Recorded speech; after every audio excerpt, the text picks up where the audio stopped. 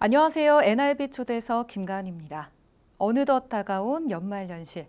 우리 주변의 어려운 이웃들에게 따뜻한 손길을 전할 나눔의 시기입니다. 네, 오늘 NRB 초대석에서는 사랑의 열매를 상징으로 지역사회를 위한 사랑과 나눔을 실천하고 있는 인천 사회복지 공동모금회 박용훈 사무처장님을 모셨습니다. 안녕하십니까? 네, 안녕하세요. 반갑습니다. 네, 반갑습니다. 네, 먼저 NRB 초대석 시청자분들에게 인사 한 말씀 부탁드립니다. 네, 안녕하세요. 인천사회복지 공동모금회 사무처장 박용훈이라고 합니다. 올해도 사랑의 열매와 함께 따뜻한 나눔의 이야기를 전할 수 있게 되어서 기쁘게 생각합니다. 오늘 이 자리를 통해서 인천 지역의 나눔 문화를 더 많은 분들께 알릴 수 있는 기회가 되길 바라고 초대해 주셔서 감사합니다. 네, 나와주셔서 감사드립니다. 네, 사무처장님 올해도 또 희망 나눔 캠페인이 시작됐습니다. 이번 캠페인의 슬로건과 목표 금액에 대해서 말씀해 주시죠. 네, 희망 2020 나눔 캠페인의 슬로건은 기부로 나를 가치 있게, 기부로 인천을 가치 있게입니다.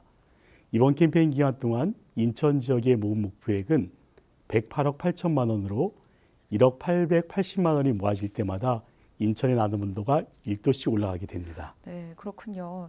이번 캠페인은 작년과 비교했을 때 어떤 변화가 있을까요? 네, 우선 MZ세대도 쉽게 나눔에 동참할 수 있도록 QR코드나 온라인을 통한 기부 참여와 또 키오스크를 통해서 기부 시스템을 새롭게 도입을 했습니다. 네.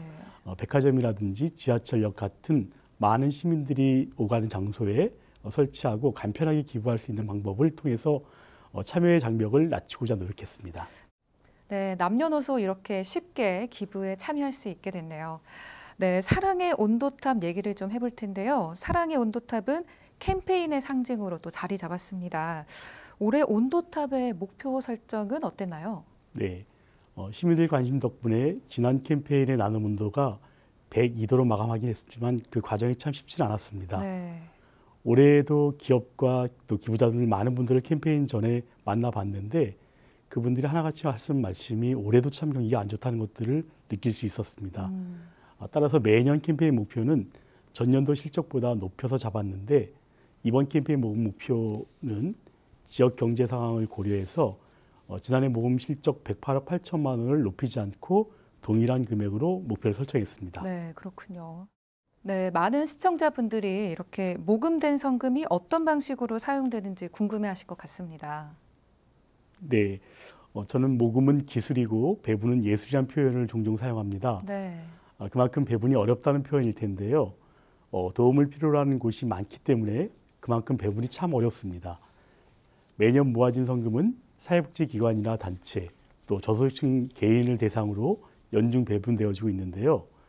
투명한 배분을 위해 모금회 내에 각계의 전문가로 구성된 배분과 실행위원회를 두고 이분들이 매달 한 차례 이상 회의 또는 심사를 통해서 결정합니다. 사회복지 현장의 경우에는 그분들이 필요로 한 사업을 신청 접수받아서 지원하고 있고 또 어려운 개인의 경우에는 지자체 등과의 협력을 통해서 연중 수시로 위가정 및 복지사각지대 대상을 지원하고 있습니다. 네, 방금 말씀하신 또 모금은 기술, 배분은 예술이라는 표현은 기부와 나눔의 본질을 잘 나타낸 말이 아닐까 또 싶습니다.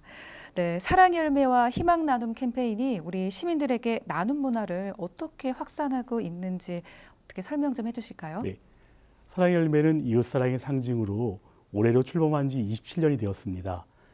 이제는 국민 모두가 빨간 사랑의 열매를 보면 자연스럽게 나눔을 떠올릴 것입니다.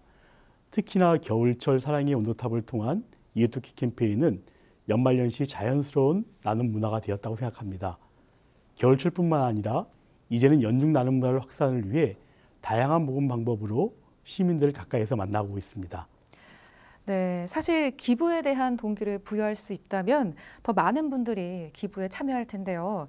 여기서 기부자들에게 제공되는 세제 혜택이 또 정말 중요한 동기부여의 요소일 것 같습니다. 세제 혜택에 대해서 설명 자세하게 부탁드립니다. 물론 기부자분들께서 세제 혜택 때문에 기부에 참여하고 있다고 생각하지는 않습니다만 저희 사랑의 열매는 1998년 사회복지 공동모금회법이란 특별법을 통해서 만들어진 법정 단체로서 정부는 사랑의 열매로 기부하는 경우에 다른 모금기관이라든지 다른 사회복지기관에 기부하는 것보다 높은 세제 혜택을 제공하고 있습니다. 네. 이를테면 법인이나 기업에서 저희 사랑의 열매를 기부할 경우에는 소득 금액의 50% 한도에서 송금으로 인정을 받게 됩니다만 타 모금기관이나 사회복지기관 등으로 기부할 경우에는 10%밖에 인정받지 못하게 됩니다. 그렇군요. 또 개인의 경우에 기부할 경우에도 저희 사랑의 열매를 통해 기부한 경우는 근로소득 금액의 100% 한도까지 공제를 받고 있으나 타 모금기관에 기부할 경우에는 30% 한도만 인정받게 됩니다.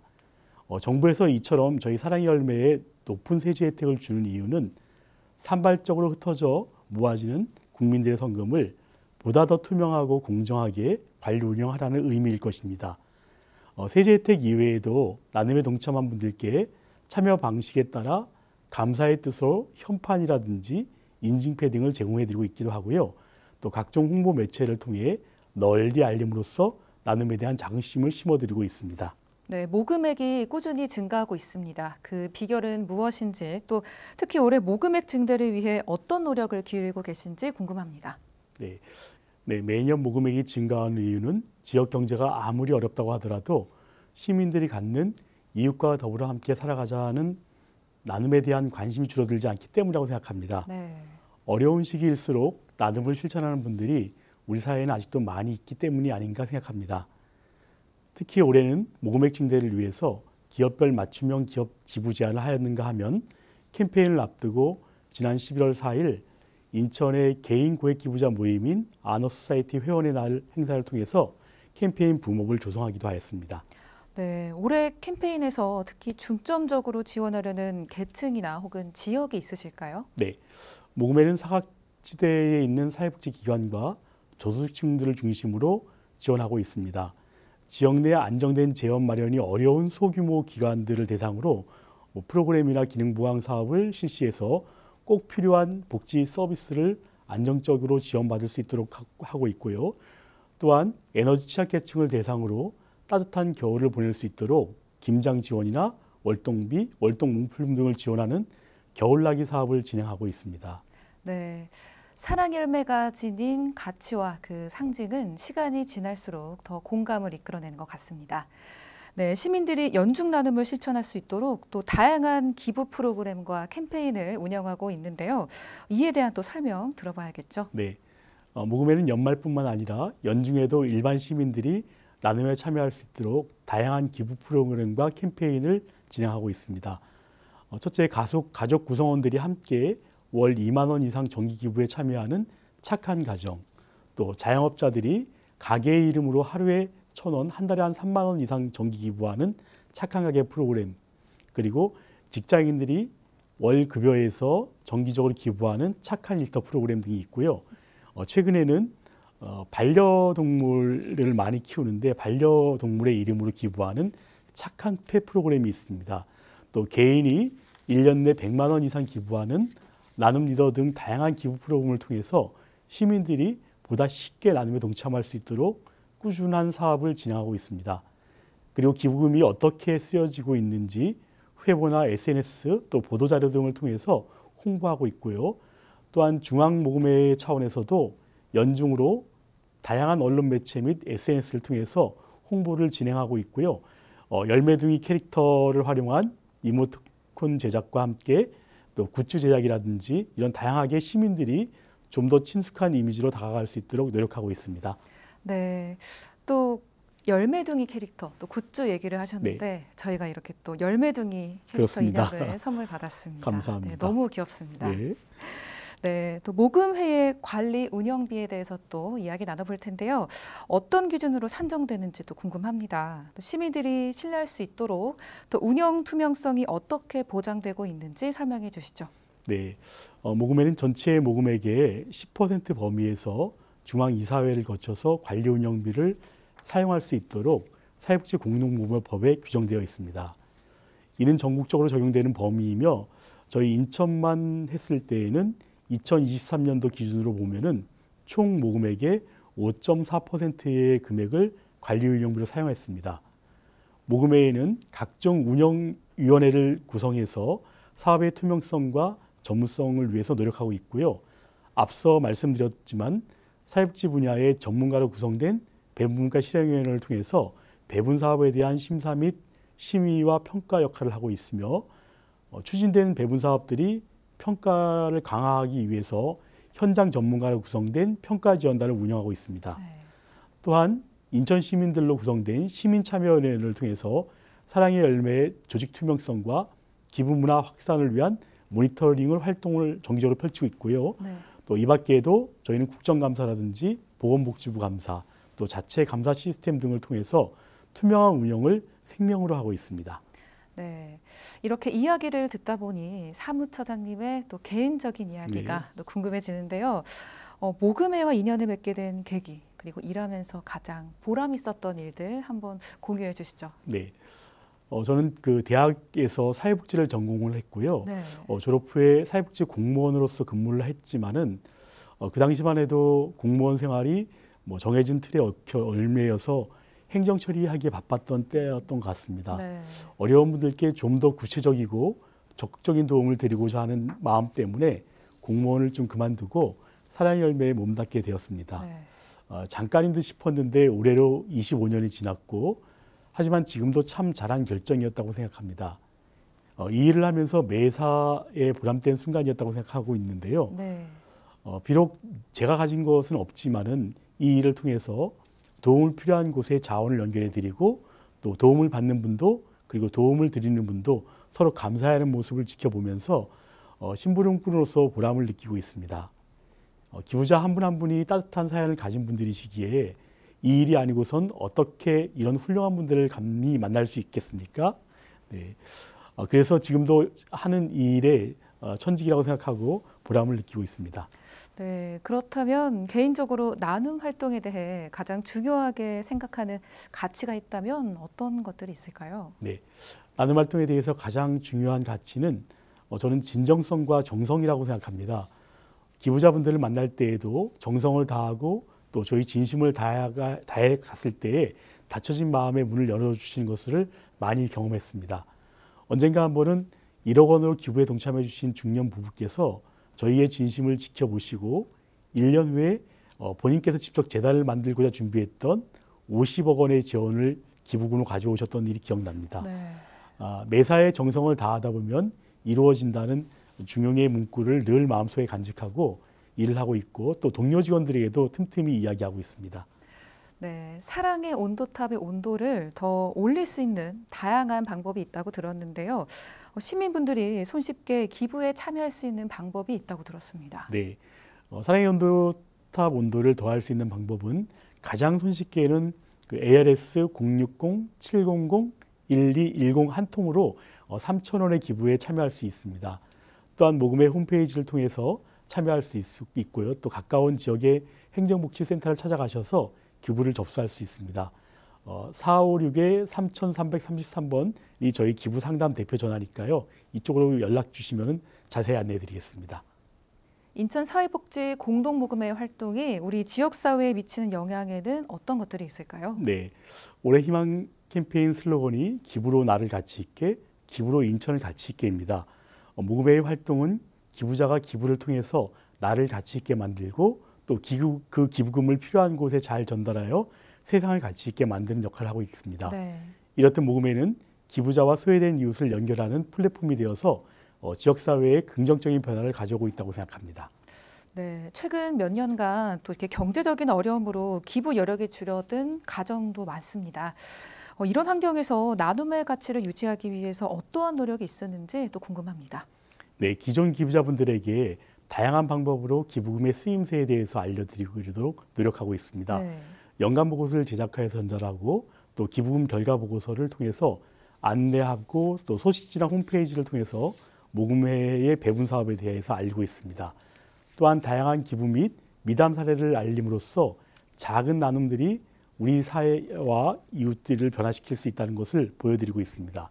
이러한 노력의 일환으로 언론사 및 유관기관과의 협업이 중요하다고 생각하고 있습니다. 네, 앞으로 남은 기간 우리 캠페인에 많은 분들이 참여하셔서 도움이 절실한 이웃들에게 큰 희망으로 전달해 주시길 바랍니다. 네, 마지막으로 우리 시청자 여러분께 우리 나눔의 필요성과 참여를 독려하는 메시지 한번 부탁드립니다. 네, 사랑의 열매는 올해도 어김없이 희망 2025 나눔 캠페인 사랑의 온도탑 온도를 100도 이상 올리기 위해서 노력하고 있습니다. 이번 겨울 이웃사랑의 상징인 빨간 사랑의 열매를 기억해 주시기 바랍니다. 세 개의 빨간 열매가 나, 가족, 이웃을 상징하고 하나로 모아진 줄기는 더불어 함께 사는 사회를 만들자는 뜻을 가지고 있습니다. 더불어 함께 사는 사회는 혼자서 만들어 가지는 못하지만은 모두가 조금씩 관심을 가진다면은 함께 만들어 나갈 수 있다고 생각합니다. 시청자 여러분들의 많은 관심과 참여를 부탁드립니다. 네, 나눔은 결코 거창한 일이 아닙니다. 작은 손길에서 시작됩니다. 연말연시 이웃사랑의 상징인 사랑의 열매를 통해 우리 어려운 이웃들에게 따뜻한 손길을 전해주시길 바랍니다. 네, 이번 NIB 초대석에서는 사회복지 공동모금의 박영훈 사무처장님과 따뜻한 이야기 나눠봤습니다. 오늘 함께해 주셔서 감사드립니다. 네, 감사합니다. 네, NIB 초대석 저희는 다음 시간에 찾아뵙겠습니다. 함께해 주신 여러분 고맙습니다. 언제나 우리 가슴에 있는 빨간 사랑의 열매. 여러분은 사랑의 열매를 얼마나 알고 계신가요? 사랑의 열매는 1998년에 만들어진 법정 기부단체로 다양한 제도를 변화시키고 더 많은 사람들을 다양하게 도울 수 있도록 많은 분들의 마음을 모아 매년 성장해 왔습니다. 그리고 사랑의 열매가 만들어온 성장의 바탕에는 언제나 여러분이 있었습니다. 정기적으로 나눔을 실천해 주시는 분들, 이웃을 위해 아낌없이 고액을 기부해 주시는 분들, 지역사회의 나눔 문화를 이끄는 사람들, 매년 사회공헌의 이름으로 사랑의 열매를 찾아주시는 든든한 기업들, 그리고 쉽고 다양한 방법으로 기부를 실천하시는 분들의 마음이 모여 사랑의 열매는 지금도 따뜻한 세상을 만들고 있습니다. 사랑의 열매는 형편이 어려운 우리 이웃을 돕고 아픈 분들의 회복에 지원을 아끼지 않으며 교육자립 지원을 통해 빈곤의 고리를 끊습니다. 장애인과 비장애인이 어우러질 수 있는 다양한 문화예술의 경험을 제공하고 꼭 필요한 곳엔 알맞은 긴급 구호에 나서며 우리의 삶에 가까운 곳에서 다양한 변화를 만들어 갑니다. 앞으로도 사랑의 열매는 투명성과 공정성을 기본으로 사회 문제 해결을 위한 새로운 아이디어와 끊임없는 노력을 통해 따뜻한 세상을 만들어 나갈 것입니다. 사랑의 열매가 만드는 따뜻하고 새로운 변화, 이 변화에 함께하지 않으시겠습니까? 사랑의 열매와 함께해 주세요.